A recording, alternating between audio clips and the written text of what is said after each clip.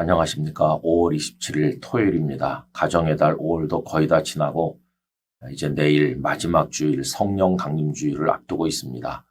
오늘 잘 준비하셔서 영광스러운 예배자가 되기를 원합니다. 오늘부터 느헤미야서를 읽게 됩니다. 혼란한 시대를 사는 성도들에게 많은 것을 알려주는 소중한 말씀인데 큰 은혜가 되시기를 바라고, 오늘은 그 중에서 1장으로부터 3장까지 말씀을 읽겠고요. 그 중에서 2장 10절 말씀을 묵상하고자 합니다.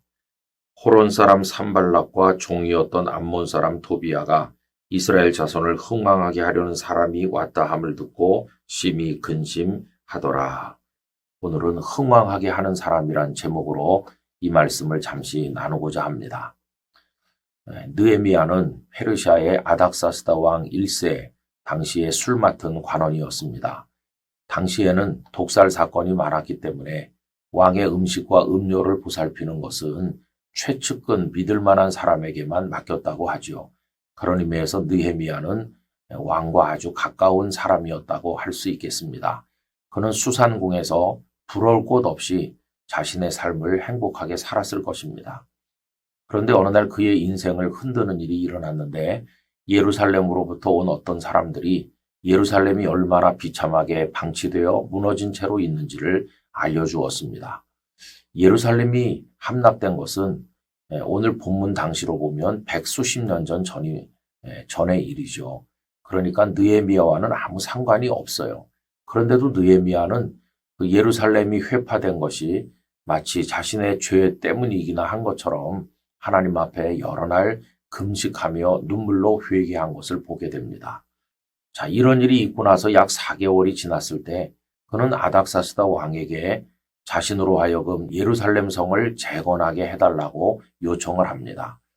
이것은 오해한다면 아주 위험할 수도 있는 요청이었습니다. 그 이유는 왕의 입장에서 보면 예루살렘은 지배를 받는 식민지 도시에 불과한데, 성을 재건하겠다는 것은 혹시 독립이라도 획책하는 건 아닌가, 반란이라도 일으키려는 것이 아닌가, 이렇게 생각할 수도 있는 위험한 일이었습니다. 그런데 하나님의 도우심으로 허락을 받았고, 이 느헤미야는 예루살렘의 총독의 직임을 가지고 부임하여 성벽 재건에 나서게 되죠. 자, 그런데 오늘 본문에 보면 느헤미야가 도착한 것을 아주 싫어하고 근심하는 사람들이 있었는데, 그 호론 사람 산발락과 암몬 사람 도비야를 그 대표적인 두 사람으로 거론하는 것을 보게 됩니다. 본문을 다시 읽어보죠. 호론 사람 산발락과 종이었던 암몬 사람 도비야가 이스라엘 자손을 흥왕하게 하려는 사람이 왔다 함을 듣고 심히 근심하더라. 산발랏은 사마리아 여자와 아수르 남자 사이에 태어난 혼혈인으로 생각이 되고요. 그는 당시 사마리아 도의 총독으로서 예루살렘도 그의 관할 아래 있었던 것으로 보여집니다.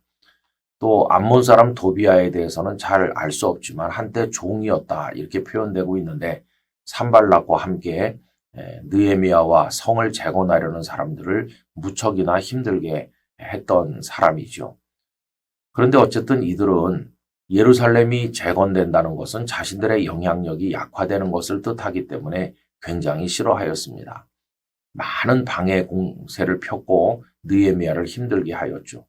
그러나 여러분, 느헤미야는 하늘의 하나님께 깊이 기도하면서 방해에도 불구하고 52일 만에 예루살렘 성벽을 다시 쌓게 됩니다. 그리고 견고하게 성문을 달아서 다시 예루살렘이 부흥할 수 있는 토대를 놓게 되었습니다.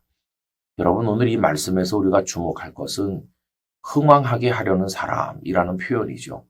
느헤미야를 묘사하기를 흥왕하게 하려는 사람인데, 그는 흥왕하게 하려는 의도만 가진 것이 아니라 실제로 흥왕케 하는 데 성공하였습니다. 여러분, 저는 이 말이 참 좋습니다. 흥왕케 하는 사람. 어떤 사람이 어떤 조직에 들어가면 그 조직이 흥왕하게 되고, 그 사람이 그 교회에 있으면 교회가 부흥하게 되고, 이 얼마나 아름다운 것입니까? 오늘날도 이런 사람이 절실하게 필요합니다. 교회를 부흥케 하는 목회자들이 필요합니다. 국민을 안심시키고 따뜻하게 안전하게 잘 살게 해줄 수 있는 정치 지도자들이 필요합니다. 침체된 경기에도 불구하고 돌파구를 찾아서 기업을 살려낼 수 있는 경영인들이 필요합니다. 무너진 가정을 일으켜 세우고 가문을 다시금 발전하게 만들 수 있는 후손들이 필요합니다. 흥왕케 하는 사람 얼마나 소중한 사람입니까? 여러분, 흥왕케 하는 사람의 원조는 주님이십니다. 주님은 죄인 속에 들어가서 그를 새로운 인생으로 부흥하게 하시고 침체된 가정을 일으키시고 우리 주님이 역사하시면 가라앉았던 교회들이 다시 일어나게 됩니다. 우리 주님을 모신 나라는 부흥하는 나라가 됩니다. 여러분, 우리 성도들도 흥왕케 하는 사람으로 살아야 되겠습니다. 우리의 인생을 한번 돌아보기를 원합니다.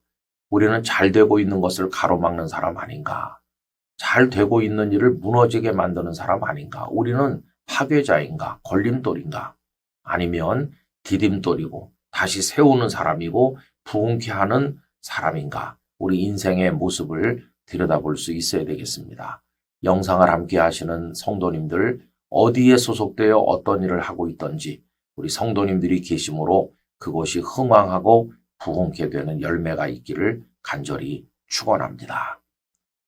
존귀하신 아버지 하나님, 느헤미야는 예루살렘을 흥왕케 하려는 의도를 가지고 부임하였고 또 실제로 흥왕케 하는 지도자가 되었습니다.